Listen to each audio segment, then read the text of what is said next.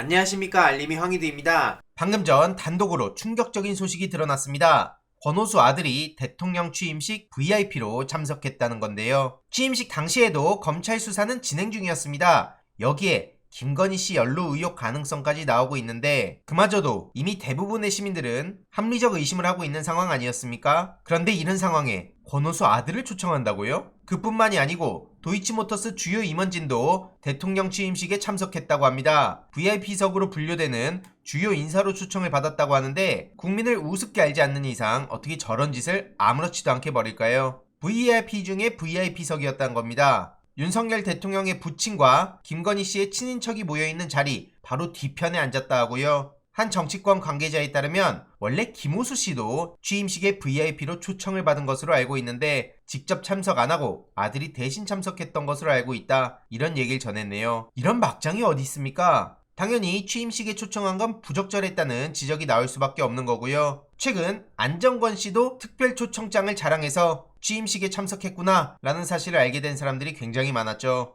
이렇게 증거 사진까지 떡하니 공개가 됐고요. 도이치모터스 관련 핵심 범죄자들은 죄다 구속돼 있는 상황인데 김건희 씨는 계속 논외가 되고 있어서 많은 국민들이 분노를 해오지 않았습니까? 해당 소식을 접한 시민들은 특검 가야 된다. 이렇게 노골적인 건 처음 본다. 주가 조작, 경력 조작, 학위 조작, 온갖 조작 투성인데 제대로 수사해서 책임을 지게 만들어야 된다는 여론이 커지고 있는 겁니다. 이 문제도 어느 순간 싹 사라졌죠. 절대로 그냥 넘겨선 안 될 심각한 문제들이고요. 최근 김건희 팬카페 건희사랑과 건사랑이 유튜브 턴라이트 TV를 운영하는 사람을 경찰서에 고발했다고 합니다. 그 유튜버도 보수 유튜버를 자처하고 있는데요. 허위사실을 지속 유포해서 명예를 훼손했다. 양 팬클럽 회원의 뜻을 모아 공동으로 고발하기로 했다. 이런 입장을 전한 겁니다. 최근 김건희 씨에 대해 악성 댓글을 남긴 60대가 검찰에 넘겨졌다는 소식도 전해졌는데 이에 많은 시민들도 이제 그럼 제대로 수사해보면 되겠다. 틀린 말이 아닌데 왜 고발하냐?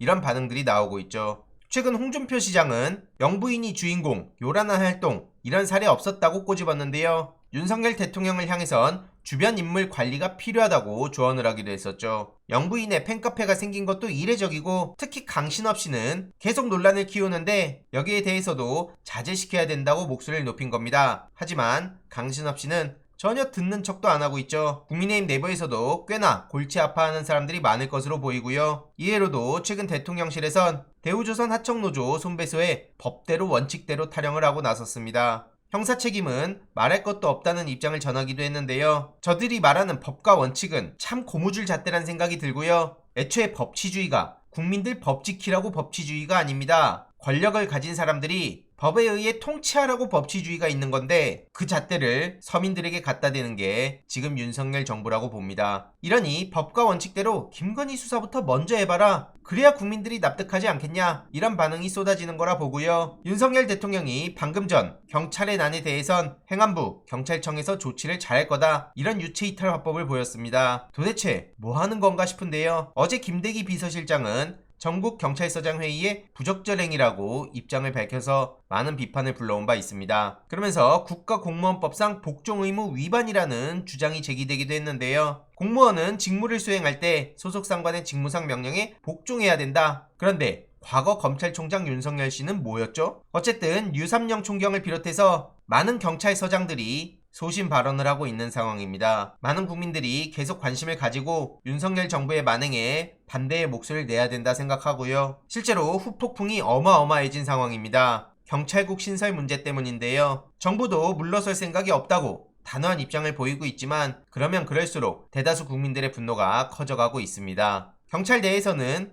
윤희근 경찰청장 후보자를 조직수장으로 인정하지 않겠다는 입장을 보이고 있고요. 블라인드 경찰청 게시판에도 매국노, 조직을 팔아먹었다, 의사오적 등 많은 비판의 목소리가 쏟아지고 있다는 거죠. 이명박 정부에서 법제처 수장을 지냈던 이석연 전 처장은 본인이 법제처장이었으면 직을 걸고 경찰국을 막았을 거란 입장을 전한 것도 굉장히 중요하다고 보이고요. 이재명 의원 또한 경찰 장악 시도를 중단하라며 비판의 강도를 높였습니다. 퇴행적 경찰 장악 시도를 중단시키라며 역사의 발전을 거꾸로 되돌리는 계약이고 법에 위배되는 조치를 국회와 논의도 없이 시행령 개정으로 뚝딱 처리해버린 건 문제가 크다고 지적했습니다. 경찰의 책무는 권력 보호가 아니라 국민 안전 보호라는 거고요. 우상호 비대위원장 또한 평검사회의는 되고 경찰서장 회의는 왜 안 되냐? 전두환식 대응이라고 지적했습니다. 2022년에 전두환식 정치가 말이 되는 겁니까? 윤석열의 내로남불도 계속해서 더 많은 국민들에게 알려야 된다 생각하고요. 추가적인 소식 계속 전해드리도록 하겠습니다. 여기서 민주당의 역할이 매우 중요해지겠네요.